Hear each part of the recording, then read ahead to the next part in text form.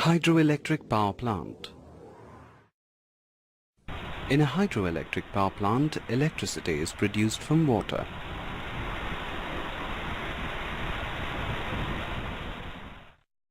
A dam is built across a large river to hold back the river water and raise its level to form a reservoir. At the bottom of the dam, there is a floodgate.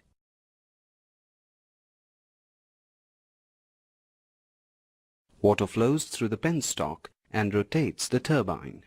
The flowing water rotates the turbine, which is placed at the end of the penstock. The turbine, in turn, rotates the shaft that is connected to the coils of a generator. These coils are placed in between strong magnetic poles. The rotating shaft turns the coils. The potential energy of the mass of the water is dependent on how high up the high head is, as the higher up the location of it, the more potential energy the water has. Kinetic energy of the water as it falls grows due to gravity taking longer to pull it down. The water is converted to electricity through a rotating turbine generator, which as it rotates it generates an electric current, which can eventually be used as usable electricity. Particles can have a positive charge or a negative charge. Particles with the same charge repel one another. Particles with opposite charges attract one another. This is because charged particles create electric fields. And electric fields exert a force on charged particles.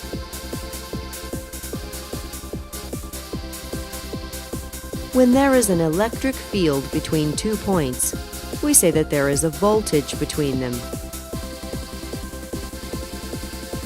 Voltage can be thought of as the height of a mountain. Rocks at higher elevations can do more damage. The same is true with voltage.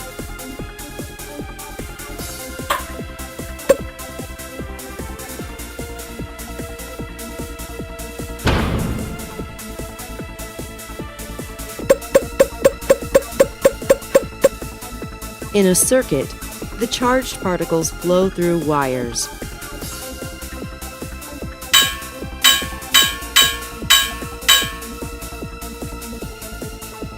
If the wire is cut, the current stops flowing.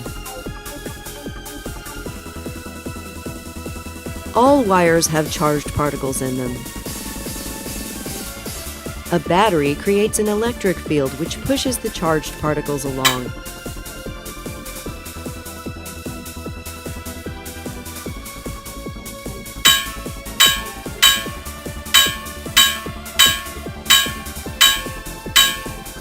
With this setup, if one light bulb breaks, all the lights turn off.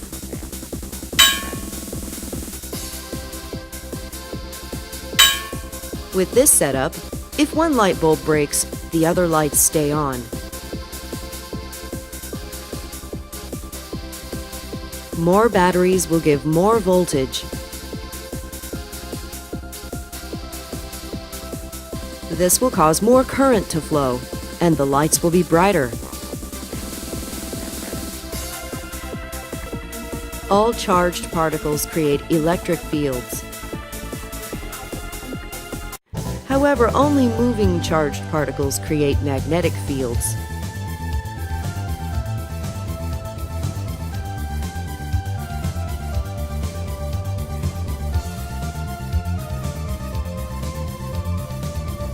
Magnetic fields exert a force only on other moving charged particles.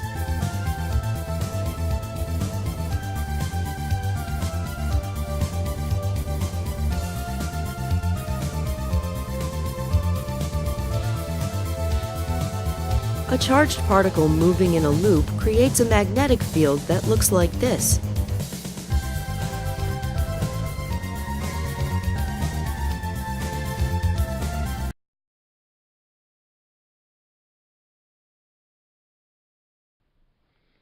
Ohm's law is one of the most important laws in all of electronics.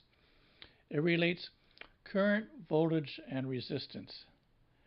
With Ohm's law, you can do a lot of simple circuit design and analysis, but never memorize Ohm's law. It's very simple to derive, and let's do that now.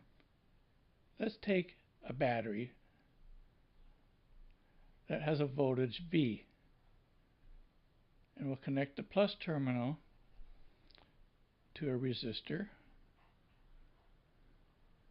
and we'll connect the negative to the other end of the resistor. So this is negative terminal, positive terminal, resistor R. Let's ask ourselves, what is the current in the circuit? The current flows from plus to minus. Now, in reality, the charge is really negative and flows from minus to plus. But the conventional current is always assumed to flow from plus to minus, because when they came up with that convention, they didn't know that electrons were negative charge carriers. So your circuits will work just fine if you think of current as flowing from plus to minus. So let's get back to Ohm's law, and let's see if we can figure out what current is. How does current relate to voltage and resistance? If I increase the voltage in the circuit, I've increased the electrical pressure. It's like the pressure in a garden hose that's filled with water. As that pressure increases, I have more water flow in the hose. So as voltage increases in this circuit, I have more current flowing. So there's a direct relation between current and voltage. So voltage goes in the numerator, which means as voltage increases, current also increases. But as resistance increases, we have more resistance to current flow. So as resistance increases, the current decreases. So there's an inverse relationship between resistance and current. So resistance goes in the denominator. For example, if we have... Recall that in general, power is a measure of how much work is being done per unit of time, or the rate of converting energy. Also recall that work is equal to electric charge times voltage. This means that we can substitute the expression charge times voltage for work in the equation for power, which can then be written in this form. Recalling that the definition of electric current is charge divided by time, and making this substitution in the equation, we see that the power relationship can then be expressed as power equals current times voltage. In the case of electric circuits, it is electrical energy that is being converted into another form, and it is the rate at which this conversion occurs that is called electrical power. As you learned previously, the base unit of power is the watt. Hi guys, today I'll be explaining about electromagnetic induction. The reason I chose this topic is because electromagnetic induction plays a big part in our technology, especially in the regions of electric motors, which are used extensively today. It all began in 1831 when a scientist named Michael Faraday discovered electromagnetic induction.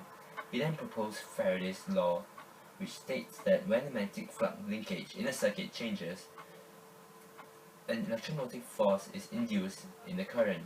To explain this, I can show you by two bar magnets with a magnetic field in between them. When a wire is run through these two bar magnets, this causes the magnetic flux linkage to change, and then a current is induced in. A generator uses the mechanical energy supplied to it to force the movement of electric charges present in the wire of its windings through an external electric circuit. A power supply is an electronic device that supplies electric energy to an electric load. The primary function of a power supply is to convert one form of electrical energy to another, and, as a result, power supplies are sometimes referred to as electric power converters. Alternating current, AC, makes a sinusoid or wave-like pattern, while direct current, DC, is constant and moves in one motion. AC powers items from far away, such as lamps, while DC powers close-up items like a flashlight.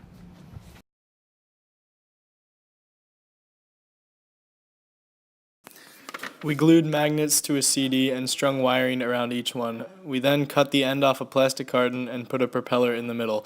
With the CD on the outside, the charging wires were clipped to the CD wiring, completing our generator. In Lab 1, we manipulated the amount of blades and found that having more blades creates more power. In Lab 2, we manipulated the height of the reservoir and found out that the higher up the water is, the more power the stream of water has.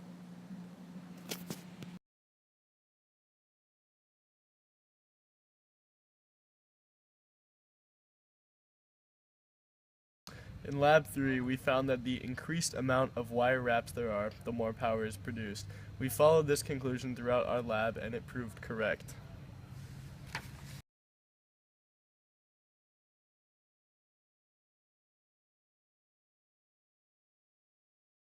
Our hypothesis was that the higher the volume of water, the more force the water will yield. Our hypothesis proved correct as the centimeters increased with the volume throughout the trials.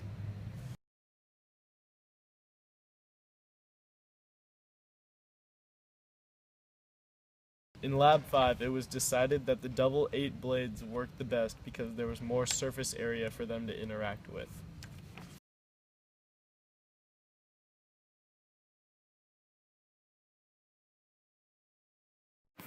For our final test, we used our own system with 75 copper wire wraps with the reservoir at 65 centimeters with our double 8 blades. Our system generated 0.9396 megawatts.